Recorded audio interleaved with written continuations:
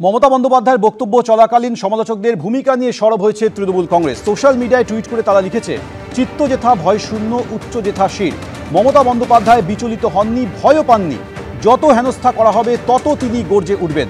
মমতা বন্দ্যোপাধ্যায় বাংলার royal Bengal tiger. অক্সফোর্ডের কেলক কলেজে মুখ্যমন্ত্রী বক্তৃতায় দর্শকদের একাংশের প্রশ্ন নিয়ে আক্রমণ তৃণমূল কংগ্রেসের। দেবাংশু ভট্টাচার্য কি বলেছেন শোনাবো। সিপিএম এর ছাত্র সংগঠন এসএফআই এর একটা ইউনিট আছে ইউকেতে। তারা কদিন আগে লেটার পর্যন্ত দিয়েছিল অক্সফোর্ড ইউনিভার্সিটিকে যেন এই প্রোগ্রামটা সাকসেসফুল না হয়, কিন্তু তারা যখন সেটা পারলো না, আলটিমেটলি উপস্থিত হয়ে অসভ্যতামিটা করলো। এবার আমাকে একটা কথা বলুন, আলটিমেটলি সিপিএম কি এতে বাংলায় 0 থেকে 1 হবে? হবে না। বাংলার মানুষের কাছে সিপিএম আরও ঘৃণার নজরে তাদেরকে দেখা হবে। এবং আমি বলছি, এই ঘটনা চলাকালীন মমতা বন্দ্যোপাধ্যায় যেভাবে হাসি মুখে একের পর এক জুতো এই সিপিএমের উচ্চিংড়েগুলোর মুখে মারলেন, হাসি মুখে, এই জুতোগুলো আসলে সিপিএমের ওই লন্ডনের উচ্চিংড়েগুলোর মুখে পড়েনি, তাদের বাংলার এক একটা নেতার গালে পড়েছে। যে নেতারা এই মমতা বন্দ্যোপাধ্যায়ের নাম এক সময় মুখে নিতে চাইতেন না, সেই মেয়েটা আদিগঙ্গার ধার থেকে গিয়ে অক্সফোর্ডে বক্তৃতা দিচ্ছে, তাদের ছোট ছোট বাচ্চাদের তাদের ছেলেপিলেদের এটা সহ্য হবে কেন?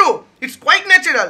তারা যেটা করেছেন সেটা তারা তাদের জাত চিনিয়েছেন। এতে মমতা বন্দ্যোপাধ্যায়ের বদনাম হয়নি, কারণ ওখানে 4-5 জনের গলার জোরের চাইতে ওখানে যে 50টা ওখানকার ছেলে মেয়ে ছিল তাদের হাততালির জোরটা অনেক বেশি ছিল। আমি আপনাদের একটা কথা স্পষ্টভাবে বলতে চাই, এই কাজটা হওয়ার পর দেখুন, প্রশ্ন যে কেউ করতে পারে, আমরা যে কেউ মুখ্যমন্ত্রীকে প্রশ্ন করতে পারি, ওটা একটা ইন্টারেক্টিভ সেশন ছিল, কোনো অসুবিধা ছিল না।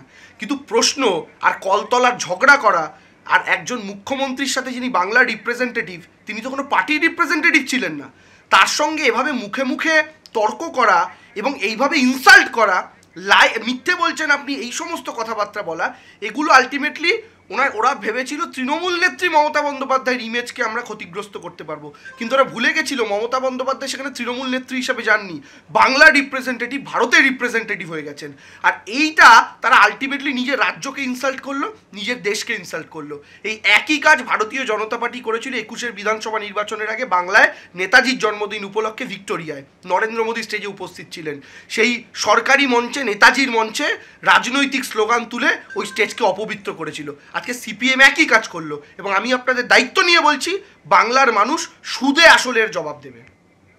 এক্স হ্যান্ডেলে সুদীপ রাহা যে ভিডিও পোস্ট করেছেন, আসুন দেখে নিই সেই ছবি। What have you done in Jadavpur? You don't do it, Jadavpur University. Don't do it, brother. What did you do in Jadavpur University? I have a special affection for you. We love all of you, but don't try to make it into a political platform. If you want to make it a political platform, go to Bengal and tell your party to be more strong and more stable. This is what your ministers do in West Bengal.